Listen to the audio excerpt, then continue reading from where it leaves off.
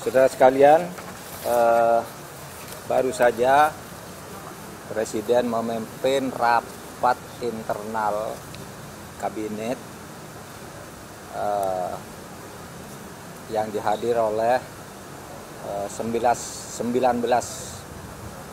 Menteri, Strip Panglima TNI, Strip Jaksa Agung, Strip Kapolri, dan Kepala Lembaga Negara terkait yang membicarakan tentang follow up rekomendasi penyelesaian non-yudisial pelanggaran HAM berat di masa lalu sebagaimana diputuskan atau ditetapkan oleh Komnas HAM. Presiden sudah mengeluarkan Inpres nomor 2 tahun 2023 kepada 19 menteri dan pejabat setingkat menteri untuk mengambil langkah-langkah secara terkoordinasi dan terintegrasi guna melaksanakan rekomendasi penyelesaian non-yudisial pelanggaran HAM berat di masa lalu.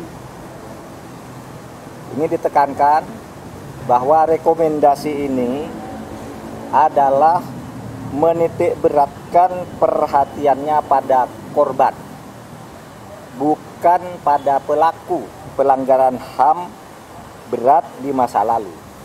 Karena kalau menyangkut pelaku itu menyangkut penyelesaian yudisial yang nanti harus diputuskan oleh Komnas HAM bersama DPR untuk selanjutnya diserahkan kepada pemerintah. Jadi ini titik beratnya pada korban, bukan pada pelaku. Kita tidak akan mencari pelakunya dalam penyelesaian non-yudisial ini, karena itu urusan Komnas HAM dan DPR. Yang kedua, di dalam rekomendasi penyelesaian non-yudisial itu tidak ada permintaan maaf dari pemerintah kepada masyarakat karena peristiwa itu, tetapi pemerintah menyatakan mengakui bahwa peristiwa itu memang terjadi dan pemerintah menyesali keterjadinya peristiwa itu.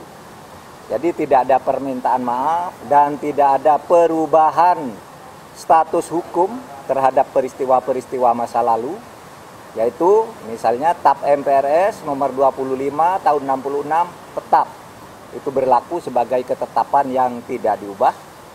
Kemudian mengenai peristiwa yang sudah diputuskan oleh pengadilan juga itu sudah tetap berlaku. Jadi yang kita lakukan ini adalah fokus pada korban sekali lagi, korban pelanggaran HAM berat masa lalu yang berdasar temuan Komnas HAM ada 12 peristiwa, dan peristiwa itu tentu tidak bisa ditambah oleh pemerintah karena menurut undang-undang yang menentukan pelanggaran HAM berat atau bukan itu adalah Komnas HAM, dan Komnas HAM merekomendasikan 12 yang terjadi sejak puluhan tahun yang lalu. Nah, saudara sekalian, saya ingin masyarakat paham perbedaan antara pelanggaran HAM berat dan kejahatan berat. Pelanggaran HAM berat itu dititik beratkan pada unsurnya di mana pelakunya melibatkan aparat secara terstruktur. Mungkin korbannya hanya 2 atau 3 orang, tetapi itu bisa menjadi pelanggaran HAM berat. Tetapi kalau pelakunya itu sipil terhadap sipil lainnya, meskipun korbannya ratusan, seperti peristiwa bom Bali dan sebagainya, itu bukan pelanggaran HAM berat tapi kejahatan berat. Gitu. Ini istilah hukum supaya dimengerti, karena ada orang yang mengatakan tidak ada lagi pelanggaran HAM beratnya. Memang tidak ada, yang ada kejahatan berat itu banyak, kriminal itu banyak. Langkah berikutnya pada bulan Juni yang akan datang, Presiden Republik Indonesia akan melakukan kick off atau peluncuran upaya penyelesaian pelanggaran HAM berat secara non-yudisial ini akan dilakukan di Aceh. atau dipusatkan di Aceh pada bulan Juni. Tanggalnya masih akan ditentukan. Tempatnya ada di 3 titik, yaitu di Simpang 3, Rumoh Gedong, dan Pos Satis, serta Jambu Kepu. Data sudah ada sumbernya, nanti akan di cross check lagi. Bentuk yang akan diluncurkan sebagai bentuk penyelesaian di dalam kick off itu mungkin bentuknya adalah taman belajar atau living park tentang hak asasi. Ini semua masih akan di dalam waktu dekat. Nah, saya kira ini pengumuman dari pemerintah pada saat ini, dan 19 pejabat setingkat menteri dan kepala lembaga ini akan segera melakukan langkah-langkah koordinasi pencepatan. Nah, salah satu juga di dalam kick-off ini nanti kita akan mengumumkan kepada warga negara yang menjadi korban pelanggaran HAM berat di masa lalu yang ada di luar negeri, yang kita kenal sebagai istilah eksil. Nah, banyak sekali orang yang tidak terlibat dalam gerakan, misalnya apa yang disebut G30 SPKI, dulu menjadi korban tidak boleh pulang di luar negeri. Karena waktu itu mereka disekolahkan oleh Presiden Soekarno ke berbagai negara di Eropa Timur, di Eropa dan RRC, dan macam-macam gitu.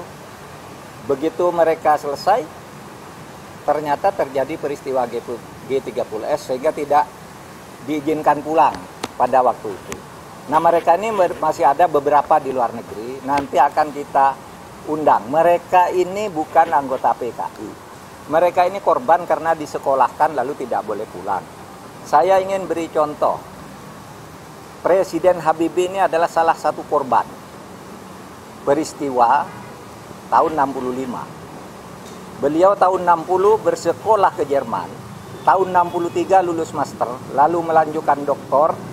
Lulus doktor persis pada akhir tahun 65 terjadi peristiwa G30 SPKI. Beliau termasuk orang yang semula tidak boleh pulang. Tetapi pada tahun 74 ketemu dengan Presiden Soeharto ketika berkunjung ke Jerman, dan kebetulan mereka kenal. Ditanya, Habibie, kok kamu ada di sini?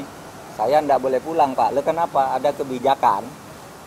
Karena peristiwa 65 kami tidak boleh pulang. Lalu oleh Pak Harto diajak pulang, dan jadilah dia orang besar, ya, orang besar yang kemudian menjadi presiden. Nah, korban yang seperti ini, orang yang sekolah, bukan terlibat gerakan 30 September, hanya disekolahkan saja. Sekarang masih ada beberapa di luar negeri. Menurut Menkumham tadi masih ada 39 orang. Nanti ini akan kita cek satu persatu. Meskipun mereka memang tidak mau pulang, mereka tidak mau pulang. Tetapi mereka ini akan kita nyatakan sebagai warga negara yang tidak pernah mengkhianati negara. Karena untuk pengkhianatan terhadap negara itu sudah selesai di pengadilan Mahmiluk, sudah selesai di era reformasi, di mana screening dan sebagainya dihapus, dan kemudian semua warga negara diberi hak yang sama di depan hukum dan pemerintahan. Demikian dari saya, cukup, tidak ada pertanyaan ya.